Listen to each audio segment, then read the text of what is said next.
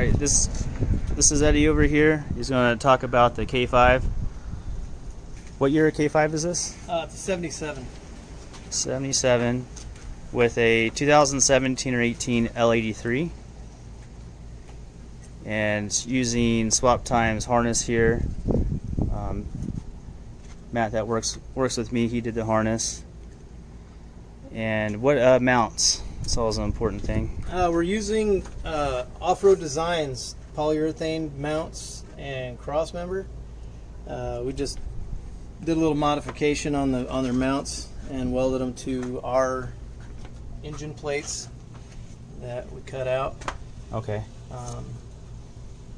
Worked out really good so far. Engine is moved forward from stock a couple inches to give access behind the engine to get to the direct injection harness connectors and make it more serviceable. The stock position would have it slammed against the firewall. I didn't like it, so we scooted it forward a little bit. And it's kind of where it's got to sit, the way we're using the mounts anyway, so it kind of worked out. Obviously it leads to drive shaft length changes, but we moved the axle back with some axle plates and stuff he wanted to do with the shackle flip and stuff, so it was going to get changed anyway. Okay, and the power steering pump, that's pretty cool. That's the power steering kit that replaces the vacuum pump from All American Billet. And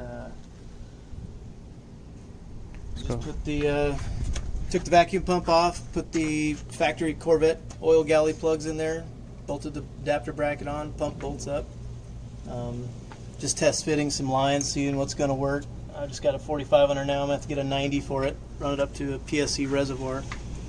And this line, you said, is... That line right there is the factory line for my Blazer. I have it for a spare from the trail.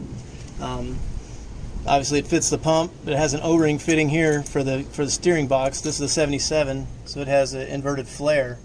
But the owner has a later model box coming for a crossover steering swap.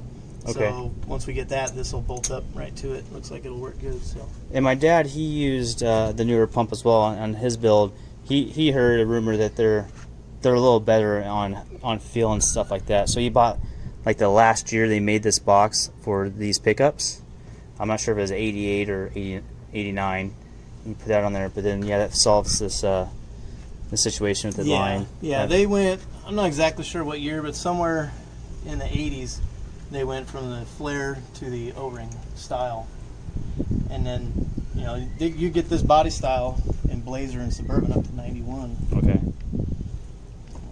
I'm sure. I mean, they'd make an adapter fitting, I'm sure, but there's just different ways to do it. Yeah. He was after a new box for crossover and hydro assist anyway, so we just got the later model. And what's really cool about this power steering setup is if you look at your main drive here, this is completely factory. This engine came with this belt, this tensioner, and the AC compressor. So the way you get your engine, you don't have to do anything. All you're doing is adding this pump down here and adding the right belt to it.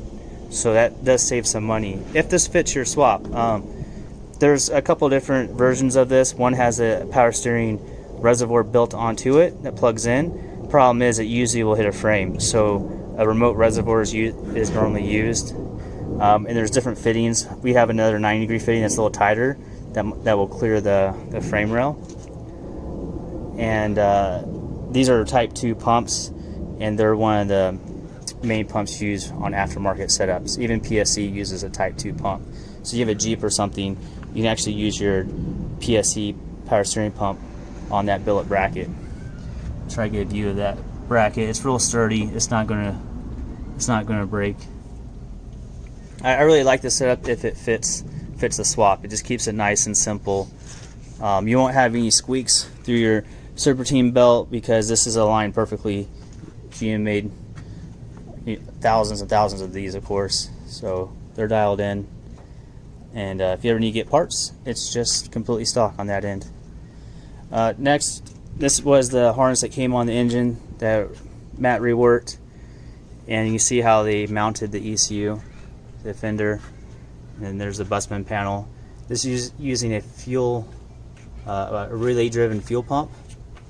So I'm not sure if it's got everything in here. Yeah, so you got your 2 relays, one's for ignition, one's for the fuel pump, and it runs the fuel pump off power. And then there's an interior harness that's ran inside. I think there's a hole back there. But the interior harness runs from underneath this panel to the inside. Here's the connector right here. Yeah, so I use a kind of a weatherproof connector, so this interior harness can be disconnected and ran through the firewall pretty easily, and then we can make it different lengths as needed. And they fired it. They can fire it again. It's just open headers. No, the exhaust is on it. Oh, it is full exhaust? Yep. Well, I know it's just this pump right here. We gotta get the right bolts to fit it.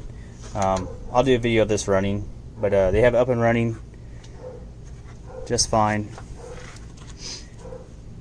And on the pedal, did you guys didn't use my adapter, did you? Not you guys, yet. We're going to. Going to. I right need to give now, you guys I just adapter. have one screw in it, okay, holding it on the firewall. Yeah, so I need to bring the adapter over. Basically, I have a kit that mounts the pedal directly to the original location. Well, let's do kind of a view of the Blazer. Pretty cool Blazer.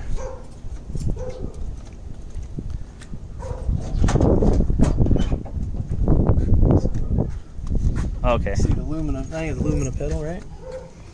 And yeah, this is the Impala pedal that we use. So what happens? I have an adapter that bolts to all 3 of those and aligns it. So that'll move it kind of back over a little bit. Right now, they just have it held in with 1 bolt, but it's a nice clean setup. I like the pedal. You get your OBD2 connector over here. What's nice is you don't see a ton of wiring to do with the engine swap itself.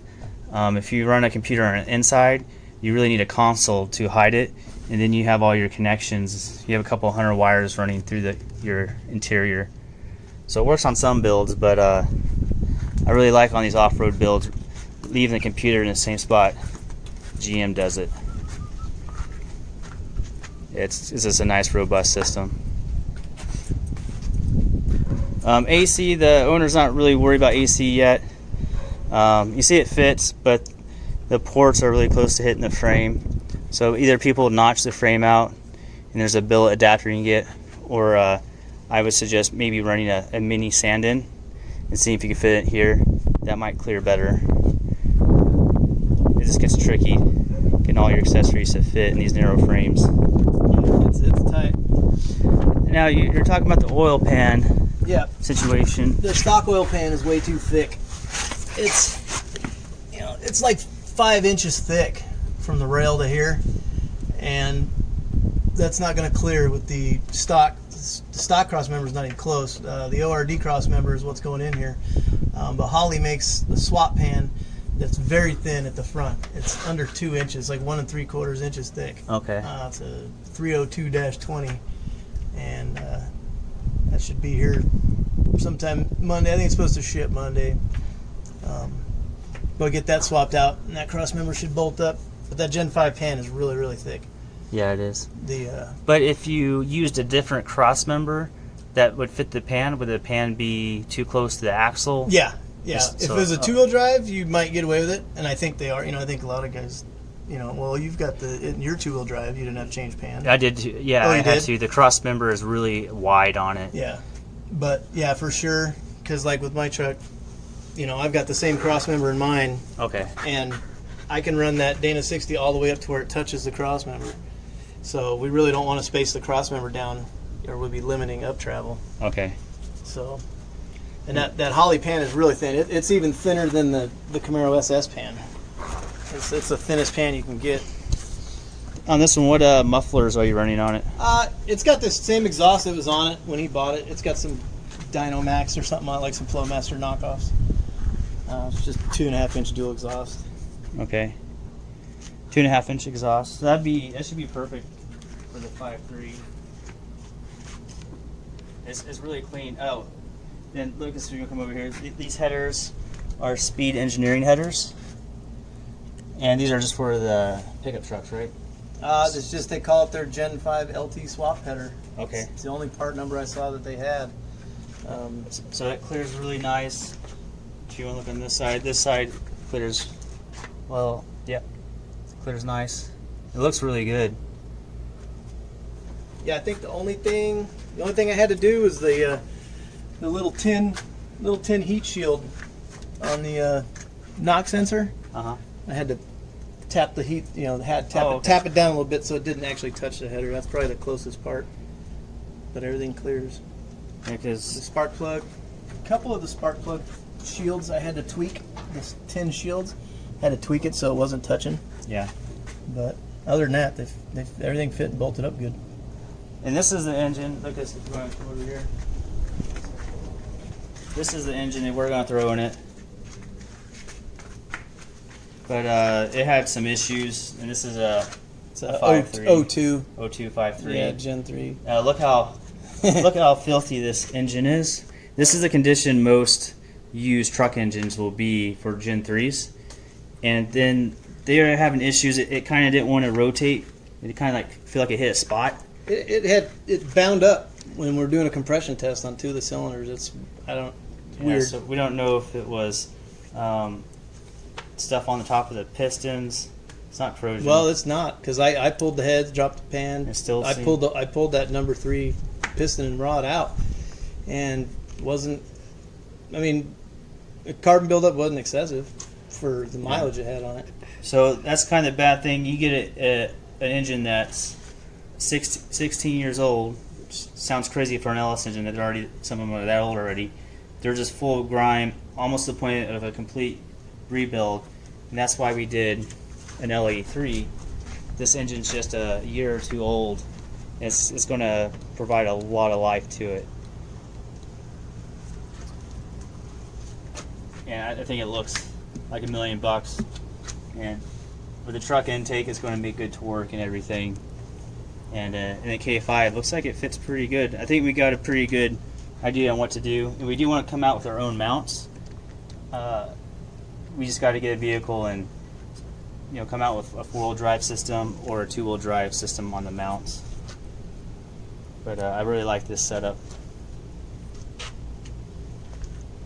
So that's kind of the first video on this build. Is coming together pretty quick. So we see I get that Holley oil pan to really button things back together. So thanks for watching, and we'll have another video soon.